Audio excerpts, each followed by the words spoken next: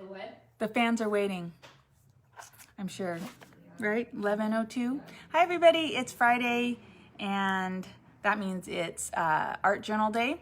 If you're new around here, I'm Ingrid and Ingrid Caceres, and I own Craftiness. And you can find our content, our online content at craftinessonline.com and craftinessonlineshop.com if you want to actually look at the inventory, or you can come on down to the store. We're here in Chatsworth across from Los Toros on Devonshire. And you can just Google Craftiness and it should come up. I hope it comes up. We pay a lot of money for it to come up. I hope it does. And yeah, so today is Friday, so I do my art journal demo. If you can't catch it live, you can always catch it at YouTube later or on the Facebook page, facebook.com/craftinessonline. Anyway, I'm going to go ahead and start. I am working in the... Oh, I touched something. I'm working in the... what's the word for this thing again? Accordion book that I started last week. And just a reminder, the accordion book goes like this, and that this is actually a marker paper, so it's resistant to bleed, and I'll just demonstrate what I mean by that. So when you draw something on a piece of paper, something that's been primed for markers means that the marker's gonna sit there and be bright on the page. If you are going to draw on something that's not primed for paper, it will bleed. That was a good example. But often, you know, you'll buy, if you buy cheap paper and then try to use your calligraphy inks in it, that you'll know what I mean. It's a complete disappointment when that happens too, and you look down and you see your ink oozing all over the place. And I'm just going to use a little wax paper between my pages to preserve them so they don't stick together. Yeah, and then I'm going to work on it like this today, I think. And let's see what I'm going to do first. What am I going to do first? I kind of like the idea, you know, I put all my stencils over there. So you know what I'm going to do is I'm just going to start with some spray inks.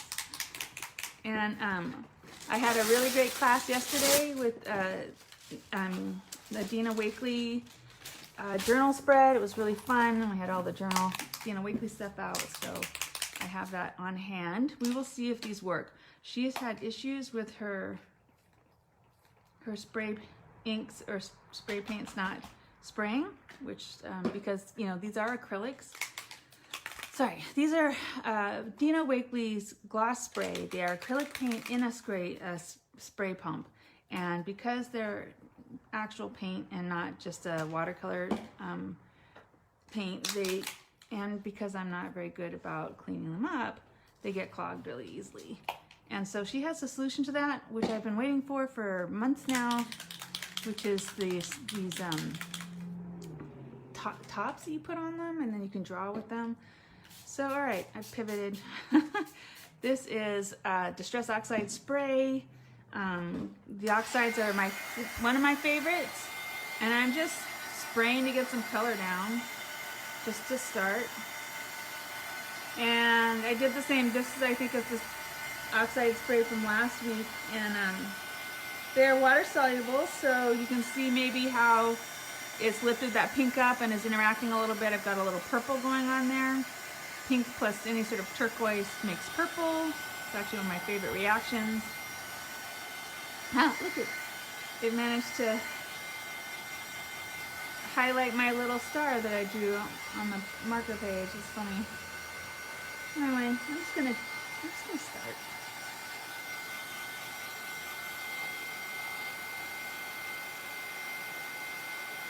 I feel like the stencil that you're using, the Tim Holtz stencil, I picked up. Yeah. Thank you.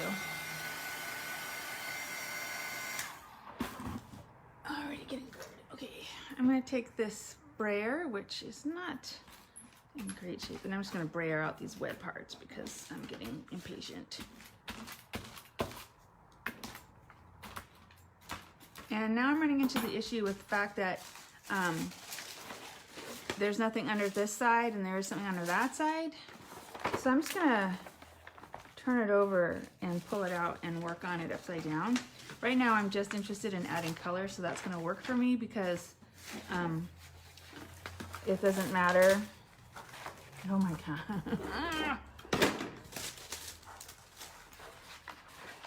I'm gonna blame my discombobulation on the Santa Anas. It is Santa Ana-y around here, yes. If you are at all local to California or Los Angeles during this time of year, you know that the Santa Anas pop up and they drive everyone crazy. So that's why I can't get my shit together. That explains stuff yesterday. together. It does. Yes, right? Yeah. Oh yeah, the Santa Anas. It really does. Yeah. Um, Definitely. If you find yourself grumpy, if you're susceptible to migraines, the Santa Anas provoke those. It's just not a happy time of year when they pop up and it gets hot and you feel like your skin is crispy. If you move too fast, you'll break out of it like a grasshopper. Anyway, I'll stop complaining. My life is good. Santa Anas are not the end of the world. Okay.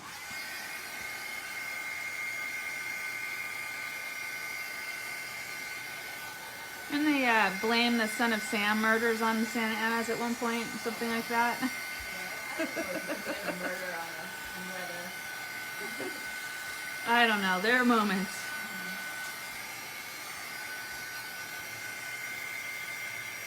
All right, so I've got some interesting interactions going here. This is the Distress Mica Stain. So this is a dye ink with a mica suspended in it. And you can see how it's interacted with the oxide, which is an opaque paint. They're all water soluble, so when I add them to each other on top of each other, even if they're dry, they're going to interact a little bit. And so you can kind of see maybe where I've got that metallic sheen and it's interacted, the colors interacted with the color that I put down.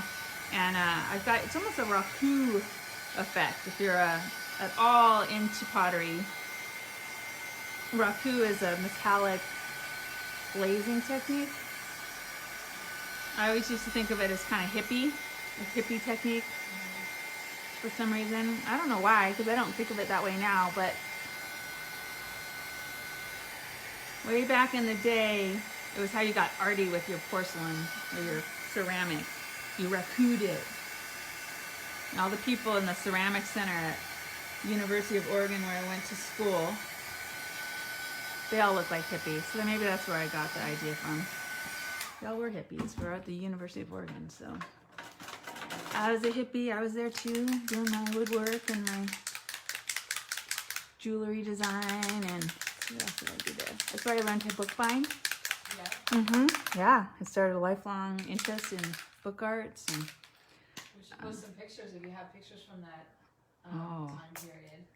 Well, I have pictures of me. I don't know if I have pictures of the craft center, though we could probably dig some up. Yeah, I learned a lot from that place. It was really neat. And it was like one of the first places that sort of completely embraced the idea of being crafty as a part of your personality and not, you know, as something you did at campfire or like being someone who hung out at the craft center was a identity.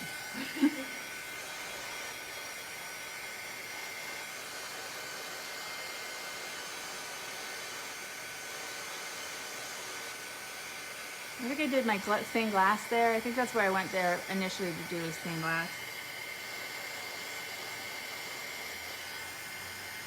Do you have any pieces from the stained glass? Do you have any stained glass pieces? I don't. I wonder why I don't. I don't. Took them off? Ah! No. That's really weird now that I think about it. I don't know what happened to all the pieces I made. I did make pieces. No, I take that back. There's one of the pieces that I did when I was in high school. That's where I learned stained glass, was in high school. One of the only art electives I was ever allowed to take because I was solidly on the college track. And no one was taking any lip about it. So, yeah, that is somewhere in my parents' house.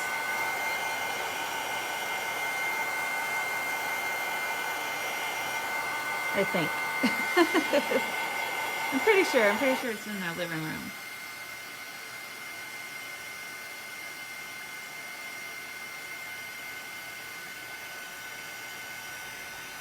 So I forgot that because this is a sealed paper, the liquid isn't soaking in particularly, and so that's why it's taking a long time to dry. When I use my watercolor paper, or when I use Dina Wakley's, my Dina Wakley journal, the paper in there is much more absorbent, and then all the mediums I put down tend to be absorbent, so it doesn't take as long to dry paint when the paper helps wick the moisture away. And that's not happening here, so this is why I'm getting pools of paint that don't want to dry, because the paper's not absorbing it.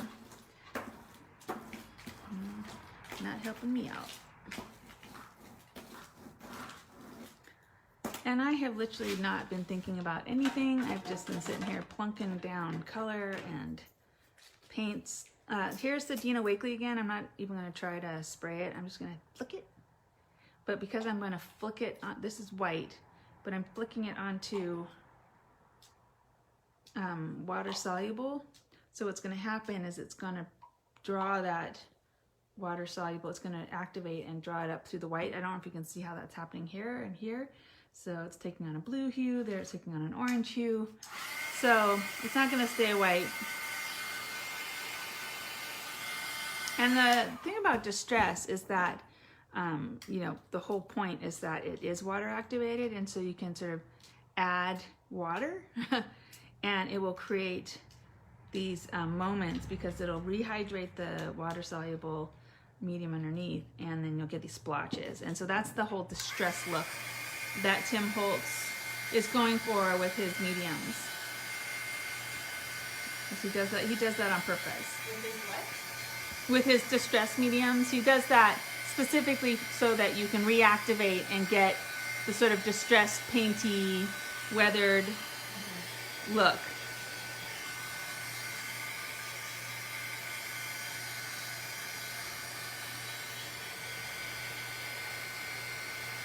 Hopefully you can see that happening. Here, really see it here. And then the little dots of the white paint that I splatted down, those are acrylic. So when they dry, they'll be permanent. Then the water went down, and that's not permanent. So those, you know, if I add more stuff, it'll get obscured again.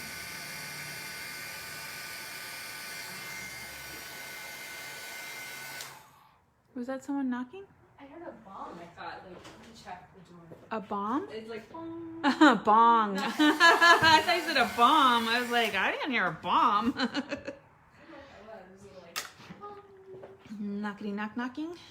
Could have been Courtney's computer or something. Oh, that's I'm true. hearing like that. Yeah. Got some inventorying going on in the background, because we always more stuff has come in, of course. And now I'm just spraying on some color over top of all of this splodginess. And I like this. I like how this yellow is popping on top of some of these colors. I do have boxes for this afternoon. Because, yep. Fodder Club. Oh, yep, and Fodder Production Club is this afternoon as well. I originally had it down as toadstools, and then I realized that I've been taking a little too much inspiration, to be honest, from Instagram, and I'm feeling like I'm losing a little bit of what's it called? Originality? I don't know. So the toadstool idea had come from something I saw on Instagram. I was kind of excited about it, but then I thought, you know what? Let's just see, left to my own devices, what would I do in Fodder Club? And I realized that I wanted to do something around alphabets and watercolors. So we're going to watercolor, and then we're going to hand write out alphabets and stamp alphabets so that you have strips of graphic alphabets to put down in your work. Anyway, that's what I landed on for this afternoon. So if that sounds interesting to you, come on down. It's from 3 to 5. And you go home with a little envelope full of little goodies to use in your collage work. Yes, you do. I think the mushroom trend is just exploding. Yeah. Sydney and her friends at college were into mushrooms. Yeah? I'll Oh. I'd love to see that. I mean, it's not that there was anything wrong with it. It's just I realized that there was this one particular artist who was doing things, and she created her fodder and then she used it in a way. And so I saw these multiple posts with these mushrooms in them, and I came to the conclusion that I was literally just copying her, and that it's fine to take inspiration. And we weren't going to do exactly the same thing either. I was going to have us cut ours out of with dyes and stuff like that. But I did feel it felt awkward, and I just thought, I don't want it to seem quite so much like we're replicating what people are putting online, because they're putting online to celebrate their work, and I don't want it to be a place where they end up feeling stolen from. Is that the right way to say it? I don't know. I'm just trying to be conscious. I have been there myself. I've literally had people take my class, turn around and advertise the same class with the same verbiage and the same project design and everything. And technically it's just bookbinding, so I can't really complain, but it did feel too close to home.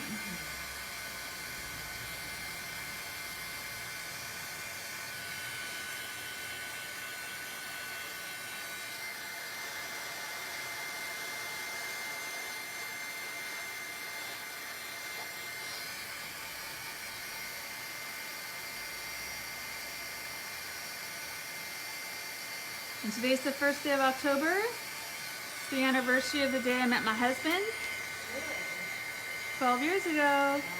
We had brunch at Jack and Jill's, lunch at Jack and Jill's. I remember that. In Santa Monica. Yeah. Was it on Santa Monica Boulevard? Yeah, at the end there, next to... Real Food Daily. Yes, Real Food Daily. I was going to say, it's not Cafe Gratitude, but it was like that. It's where all the hippies went. Yeah, I remember going there with my kids because they had really good cupcakes. Yes, that's what I remember too, is the cupcakes. Because they were little, the kids one. Yeah, that was 12 years ago. So, so we've been together 12 years. We've been married for 10. We got married really fast when I think about it. Crazy. We were crazy. Yeah, but Crazy in love. that's good. It's worked out. He's my favorite husband so far.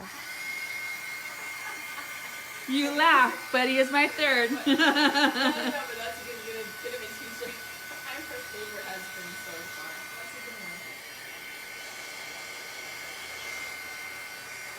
He has outlasted all the others. And we've been married for 10 years, so.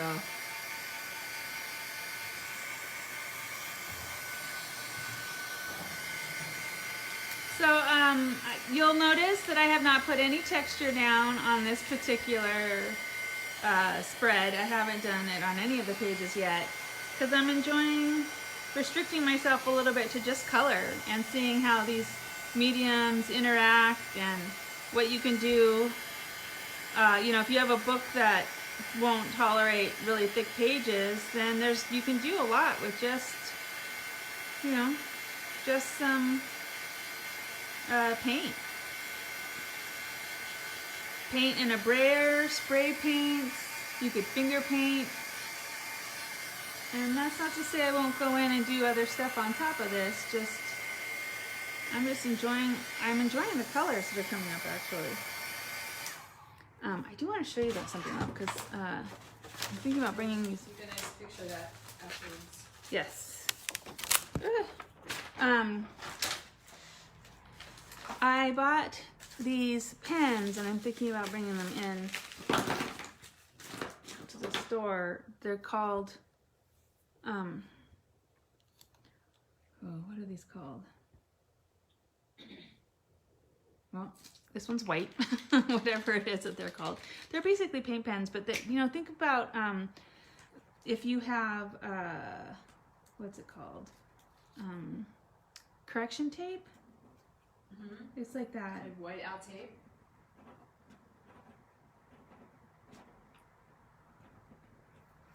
So if you're wondering what we're doing today in Fodder Club, I was just going to show you some techniques for creating lines of text like this that are easy to scribble out and to put in. A spread. Talk a little bit about how to put in, you know, writing that looks realistic. That'll be all today. And again, this is white, but you can see it's picking up that tint from underneath because it's not from it. Ooh, you know what? I don't know if I should have heat gun that. Is that more of a paint texture or a marker texture? It's like a paint. It really is. Does it feel like a white like a whiteout? Yes, like a correction pen, for sure. And that's how I came to it. People were using correction pens, and then, you know, you follow the rabbit hole, you end up with people who are like, if you like correction pens. Squeeze it to get the paint out, or is it? Yes. Are yes, there different colors? There are. So for instance, here's the pink.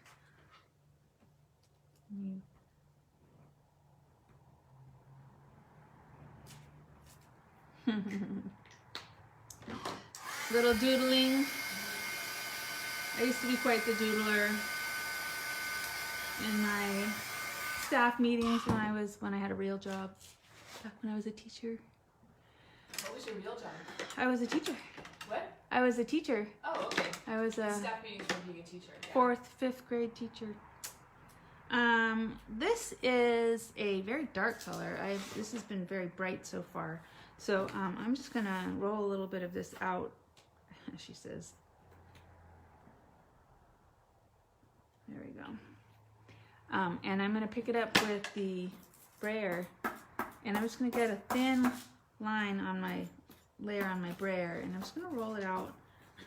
And I just want to demonstrate how just adding a thin veil of color can really change a page. So if you're like, ugh, I don't like how pastel this is, you know, roll another color out on top of it.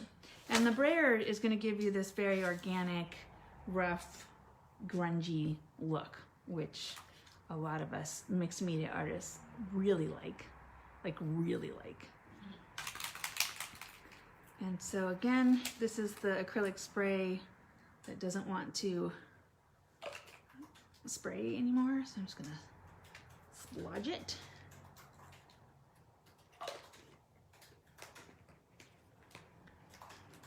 And you can see I've got a little overlap. I don't know, maybe you can't see, you know, from the last week's spread to this week's spread. And what I did,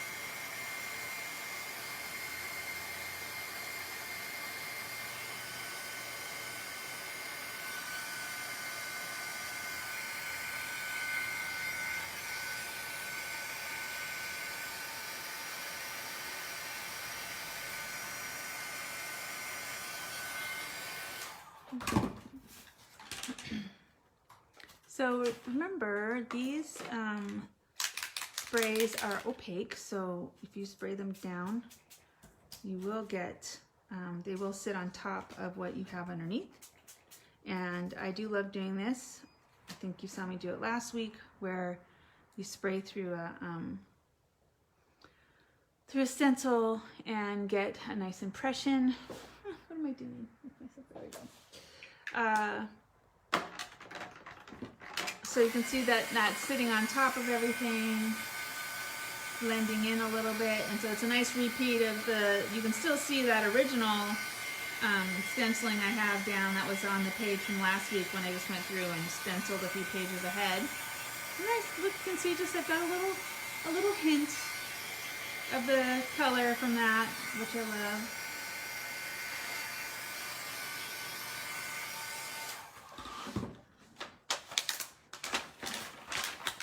And then, let's see. let's see what happens. So that's the oxide, that sits on top. But I want to show you what happens if you just use a spray ink. This is her spray, his spray. It's just the flamingo and it's just the dye ink. So you can see it's transparent for one thing. And half of what's going on here is that it's interacting with what's underneath it and, you know, activating this distress. But as I dry it, you can see that it kind of disappears because it doesn't have any pigment, as much pigment in it. And so it gives me more of a watermark than an impression like we got here.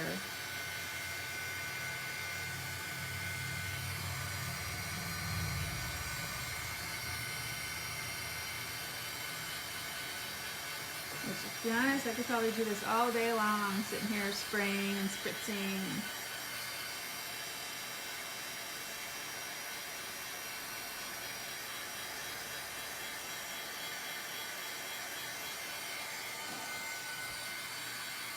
Okay, one thing I do want to do though, I do want to show you, I have some archival ink pads sitting behind me. So this, I'm going to open this one. This is a turquoise, no, cornflower blue. All right, that still works. And then I have some of my good old stamps hanging out. And I just want to show you another way to create a little veil of color and texture is to come in and just stamp a little impression from, and it doesn't have to be the full stamp. In fact, it kind of looks cooler if it's not, if it's just this little hint of text on your page. And this is one way to make your journal sort of flow into itself, even though these are very different layouts. You can see that adding this text gives it some continuity. And then don't be afraid to go sideways sometimes if you want. That was fun. And then I have this humongous Darkroom Door stamp that I have mounted on one of their pads. I super love this. I love this stamp. That's really cool. Isn't it? And so because I have done a spread on this paper, I can actually get the whole stamp. And it kind of came through. I didn't really ink it up that well.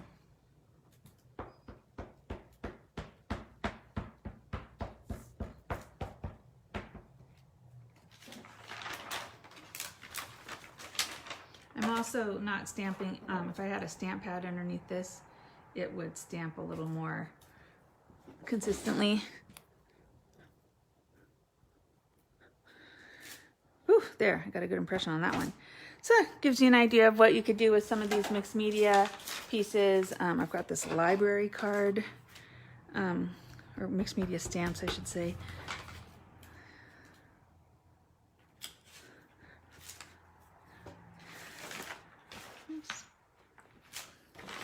You'll see people using their stamps like this, you know, just straight off of the backing without using a stamping block. There are no rules. There are no rules anymore. Those are all gone. Actually, these are one of my favorite. And probably because I'm old enough to remember checking out books and getting marks like this in them on the card that was in the front. Mm-hmm. I think that is definitely a Gen X memory. I don't know if the millennials had that experience. I think by then they were scanning books in and not stamping them physically. Another reason why millennials don't know anything. Okay, so yeah, look at that.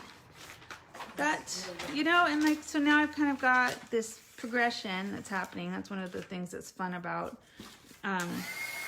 working with an accordion book that opens up like this, is that you kind of, they flow into each other. I actually ended up, you know, covering most of a third page there. And then because I'm using fairly flat techniques, I'm not using much in the way of texture, it all folds up into its portfolio. The handwriting with the white pen really pops. Yeah, it really does. And so now, you know, it's in here, I can actually flip through it like it's a book. It's not like that aspect of this has gone away.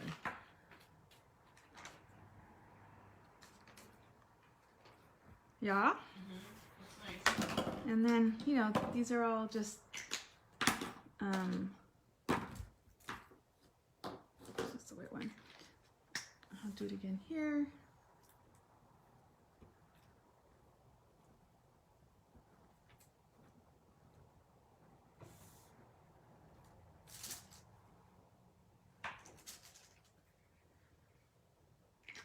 And then I will leave that to dry. There, that's today's texture-free, for the most part, spread. Anyway, I hope you found that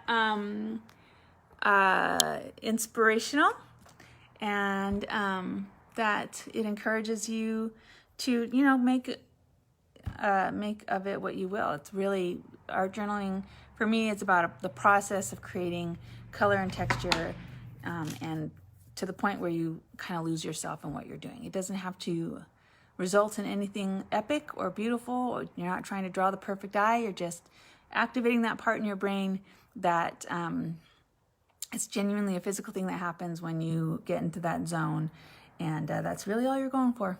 So whatever takes you there. Maybe it's gardening. It's a beautiful day to garden before it gets super, super hot. So anyway, I hope you enjoyed that. See you at 1 for the reveal, and come on down if you have the time. All right, bye everybody.